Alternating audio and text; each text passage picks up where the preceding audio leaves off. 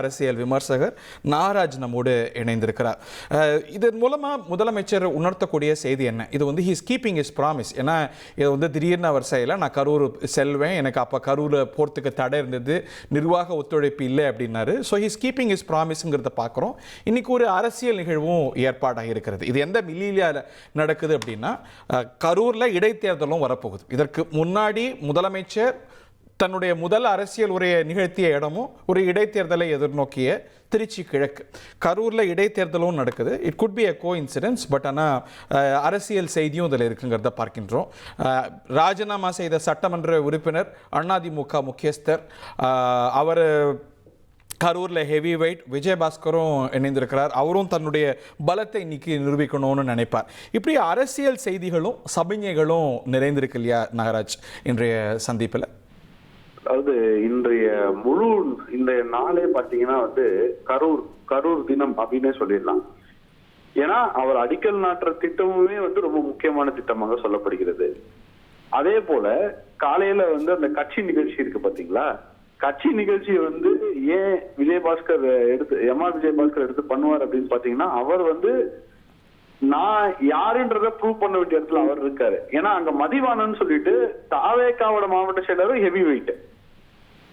Actually இந்த கரூர் சம்பவத்துல அதிகமா பாதிக்கப்பட்டவர் அந்த மதிவானன் மாவட்ட செயலாளர் தான். ஏன்னா அவர் தான் அப்ஸ்காண்ட் ஆனாரு, அவரை அரெஸ்ட் பண்ண ட்ரை பண்ணாங்க, எல்லாமே இருந்தது அந்த இடத்துல. இப்ப என்ன பிரச்சனை இந்த இடத்துல வரும் அப்படின்னா, விஜயபாஸ்கருக்கு சீட்டு தர போறாங்களா இல்ல அவரோட லாங் டைம் அசோசியேட் மதிவானன் அந்த மாவட்ட செயலாளருக்கு சீட்டு தர போறாங்களா அப்படின்ற $1 மில்லியன் கொஸ்டின்ல தான் இந்த இது நகர்ந்துட்டு இருக்கு. ஏன்னா மத்த எந்த ஊருக்கு இவ்வளவு பிரச்சனை கிடையாது. பட் கரூர்ல மட்டும் ரொம்ப ஸ்ட்ராட்டஜிக்கலா உங்களுக்கு ப்ராப்ளம் இருக்கு. ராஜினாமா செய்த விஜயபாஸ்கர் தனக்கு அந்த இடம் மீண்டும் கிடைக்கணும்னு முயற்சி செஞ்சிருப்பாரு, இல்ல அதுக்கான பேச்சுவார்த்தையோ உத்தரவாதமோ கொடுக்கப்பட்டிருக்குங்கிறதான இயல்பான புரிதல். இயல்பான புரிதல் ஒன்னா இருந்தாலும் எதுவுமே விஜய் அரசியல் இயல்பா இல்லையே, எல்லாமே வேற மாதிரி ஒரு ரியல் பாலிடிக்ஸ் சென்ஸ்ல பாருங்களேன். அவர் ராஜினாமா செஞ்சுட்டு தமிழக வெற்றி கழகத்துக்கு வர்றார் அப்படின்னா தன்னுடைய எம்எல்ஏ பதவி வேணாம்னு நினைப்பாரா? அது அந்த ஒரு உத்தரவாதம் இல்லாம கரூர் விஜயபாஸ்கர் வந்திருப்பாரா? இல்ல நான் என்ன நினைக்கிறேன்னா, அந்த உத்தரவாதம் இல்லாம அவர் வந்திருக்க மாட்டாருன்றது என்னோட ஆழமான புரிதல். பட் ஆனா மதிவானனை எப்படி இவங்க சமாதானப்படுத்த போறாங்க? ஏன்னா தாவேகா கட்சியிலேயே அதிகமாக பாதிக்கப்பட்ட நபர் மதிவானன் தான் இந்த கரூர். பட் அகைன் அந்த தேர்தலில் விஜயபாஸ்கர் தானே விக்டர். இல்ல ஜெயிச்சது விஜயபாஸ்கர் ஹரி.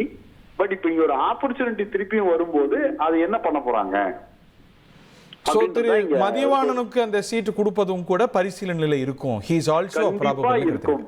கண்டிப்பா இருக்கும். விஜய் விஜயபாஸ்கர் வேற தொகுதியில் நிக்க வைக்கிறாரா இல்ல மதிவானனை வேற தொகுதியில நிக்க வைக்கிறாரா?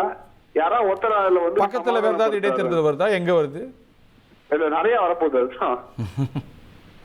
நிறைய இடைத்தேர்தல் வரப்போகுது. இன்னும் 4 இடைத்தேர்தலுக்கான வாய்ப்பு இருக்குன்னு சொல்றாங்க. குறிப்பாக எடப்பாடி அணில இருந்து ஒரு 4 பேர் இது பண்ண கிளம்புவாங்கன்ற மாதிரி சொல்றாங்க.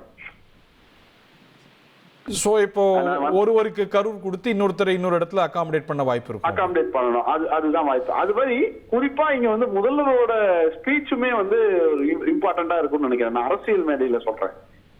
ஏன் அப்படின்னா நீங்க என்ன ஜெயிக்க வச்சீங்க, நான் இது படி என்ன எல்லாரும் கான்வென்ட் பண்ணும்போது மக்களாக நீங்க என்ன ஜெயிக்க வச்சிட்டீங்க. பட் இந்த பர்டிகுலர் கரூர்ல அதிமுக ஜெயிச்சிருக்கு. பட் அவரும் நம்மளோட இன்னைக்கு இருக்காரு. நியாயம் பக்கம் தான் எல்லாரும் இருக்காங்க. பிளஸ் அரசியல் ரீதியாக இப்போ விஜய் அவர்கள் இந்த சட்டமன்றத்துல கடைசியா அப்பாவா காணோம் அப்படின்னு சொல்லி ஒண்ணு பேசியிருக்காரு. அதுல இருந்து அடுத்து என்ன ஸ்டேஜ் கண்டினியூ பண்றாரு? அதுதான் லாஸ்ட் பொலிட்டிக்கல் ஸ்பீச் இல்லையா சட்டமன்றத்துல. அது ஆளுநர் மீது நன்றியை தெரிவிக்கும் தீர்மானம்னாலும் கூட ஒரு பொலிட்டிக்கல் மெசேஜிங் நிறைந்த ஒரே இது. அதுக்கு முன்னாடின்னு பார்த்தா திருச்சி கிழக்குல பேசினார். ஸோ ஒரு லாங் கேப்புக்கு பிறகு முதலமைச்சர் ஒரு அரசியல் உரை. இன்னொன்னு அவருக்கு நேர்ந்த நெருக்கடிகள்லாம் பத்தி பேசுவார். அப்கோர்ஸ் இன்னைக்கு உச்ச நீதிமன்றம் வரைக்கும் திராவிட முன்னேற்ற கழகம் போச்சு, இன்னைக்கும் என்ன தடுக்க பாக்குறாங்க அப்படிங்கிற அந்த ஒரு கருத்தையும் அவர் சொல்லக்கூடும். அதுதான் அந்த கருத்தை சொல்லுவாரு. பிளஸ் என்ன சொல்லுவாருன்னா, நான் முதல்ல ஆகிறதுக்கு முன்னாடி நான் அது அரசியல் கட்சி ஆரம்பிச்சப்போ நான் எங்க ஜெயிச்சிருவோம்னு நினைச்சு எனக்கு இங்க சதி பண்ணாங்க. அதுக்கப்புறம் என்ன பண்ணாங்கன்னா, ஜெயிச்சதுக்கு அப்புறம் அதிமுகவோட கூட்டணி சேர்ந்து ஒரு ஆட்சி அமைக்க ட்ரை பண்ணாங்க. இப்ப நான் ஜெயிச்சு உட்கார்ந்ததுக்கு அப்புறம் கூட கரூருக்கு என்ன விட மாட்டேன்றாங்க. அது என்னன்னு தெரியல. என்ன பார்த்தாலே இது அரசியல் கட்சி பயப்படுதுன்னு ஒரு வார்த்தையை சொல்லிட்டா தான் முடிஞ்சு போச்சு. இது வந்து 2-0 ஆயிடும். விஜய் 2 உதயநிதி 0 அப்படின்ற மாதிரி ஆயிடும். எக்ஸைட்டட் அரசியல் உச்ச நீதிமன்றத்துக்கு திராவிட முன்னேற்ற கழகம் போனது அவருக்கு ஒரு இன்னைக்கு ஒரு பொலிட்டிக்கல் ஸ்பீச்ல ஒரு நல்ல ஒரு பஞ்ச் எடுத்து கொடுத்த மாதிரி அமைஞ்சிருச்சு. விஜய்க்கு சரியான மைலேஜ் கொடுத்துட்டாங்க இன்னைக்கு. ஏன்னா சீஃப் மினிஸ்டர் அவர் தான். இன்னைக்கு வந்து என்னன்னா வந்து போலீஸ் எல்லாமே அவர்கிட்ட தான் இருக்கு. அவரோட பாதுகாப்பை அவர் தான் பார்க்க வேண்டியது இருக்கு. அவர் தான் போலீஸ் பார்க்கறதுக்கும் எல்லாமே இருந்துரும். இன்னைக்கு விஜய் சக்சஸ்ஃபுல்லா உள்ள போயிட்டு வெளில வந்துட்டாரு அப்படின்னா என்ன சொல்லப்படும் அப்படின்னா, விஜயால போக முடிஞ்சது, ஆனா இவங்க தான் பாதுகாப்பு ஒழுங்கா கொடுக்கல, அப்ப இவங்க மேலதான் தப்புன்றது வந்து இன்னைக்கு ப்ரூவ் ஆயிடும். Plus he is spending one long day in Karur. உச்ச நீதிமன்றம் சொன்னது போல முதலமைச்சர் எங்க போகணும் போகக்கூடாது அப்படிங்கறதெல்லாம் யாரும் ரெஸ்ட்ரெயின் பண்ண முடியாது, which is understood. இன்னைக்கு ஒரு ஜனநாயக நாடு, ஒரு முதலமைச்சருக்கு தன்னுடைய நிர்வாக மாவட்டத்துக்கு போறதுக்கான உரிமை இருக்கு. பட் ஆனா திமுக உள்ளிட்ட மற்ற கட்சிகள் கேட்கக்கூடிய கேள்வி அதெல்லாம் சரி, ஏன் அரசு வேலை கொடுக்குறீங்க அப்படின்னு. அது ஒரு பாயிண்ட் ஆஃப் கன்டென்ஷனா, ஒரு கான்ட்ரவர்சியா மாறி இருக்கிறத உணரணும்ல. ஹரி, நான் ஒன்னே ஒன்றுதான் நீ பாக்குறேன். இதுல வந்து அரசு வேலை ஏன் கொடுக்குறோம் கொடுக்கல அப்படின்றத வந்து நான் எப்படி பாக்குறேன்னா, அவர் சொல்லிட்டார். அவர் சிஎம்மா இருக்கும்போது நாங்க ஜெயிச்சு வந்து அரசு வேலை கொடுப்போம்ன்றத சொல்லிட்டார். நான் சொன்னதை நிறைவேற்றிட்டார். அவ்வளவுதான் இந்த பாயிண்ட். இதுக்கு மேல இதை ஏன் அரசு வேலை கொடுக்குறீங்க அவர் சொன்னார் சேராங்கிறத தாண்டி, பட் இஸ் இட் ரைட்? இது வந்து என்ன முன்னுதாரணத்தை ஏற்படுத்தும்? சரி, நான் என்ன கேக்குறேன், சாராயம் குடிச்சு செத்தும் போது 10 லட்சம், ஆக்சிடென்ட்ல செத்தும் போது 2 லட்சம், அப்பயும் கேள்வி எழுப்பப்பட்டது இல்ல? அப்பயும் கேள்வி எழுப்பப்பட்டது இல்ல? இல்ல, நான் என்ன சொல்றேன்னா, அது கரெக்டா தப்பான்றத கேள்வி எழுப்பப்பட்டது, ஆனா அவங்க கொடுக்கப்பட்டது. ரைட். நான் என்ன சொல்றேன், இது ரெண்டுத்தையும் நான் ஈக்குவல் பண்ணி பார்க்க முடியாது. இல்ல ஒன்னு இன்னொன்னத சரி செய்யுமா? ஒன்னு இன்னொன்னத சரி செய்யுமான்னு கேட்டா வேற இதுக்கு ஒரு இது பாருங்க, ஒரு மனுஷனோட இழப்புன்றது ஈடுணையற்ற ஒரு விஷயம், ஃபர்ஸ்ட் விஷயம். ஆனா அவங்களுக்கு வந்து நீங்க என்ன சொல்லி கன்சோல் பண்ணுவீங்க? கன்சோல் பண்ண வேண்டிய இடத்துல வந்து கவர்மெண்ட் இருக்கு. விமர்சகர்கள் என்ன சொல்றாங்க, இதை விமர்சிக்கிறவங்க, நீங்க எவ்வளவு வேணா நிவாரணம் கொடுங்க, யாருமே தடுக்க முடியாது. அப்கோர்ஸ் உங்களுக்கும் அவங்களுக்கும் ஒரு பந்தம் இருக்குன்னு புரிஞ்சுக்கலாம். பட் அகைன் இதுல அரசு வேலை ஏன் கொடுக்கணும்? இது ஒரு மிஸ்அப், ஒரு ட்ராஜடி. அவங்க ஒரு அரசியல் நிகழ்வுக்கு வந்திருக்கிறாங்க, பார்த்துருக்கிறாங்க. யார் தவறுங்கிறது சிபிஐ விசாரிச்சுட்டு இருக்கு, யார் தவறு வேணா இருக்கட்டும். பட் இது அரசு வேலை கொடுப்பதுங்கிறது என்ன? எவ்வளோ பேர் அரசு வேலைக்கு கடுமையாக முயற்சி செய்கிறாங்க, படிக்கிறாங்க, அவங்கள நம்ம வந்து எப்படி பார்க்கறது?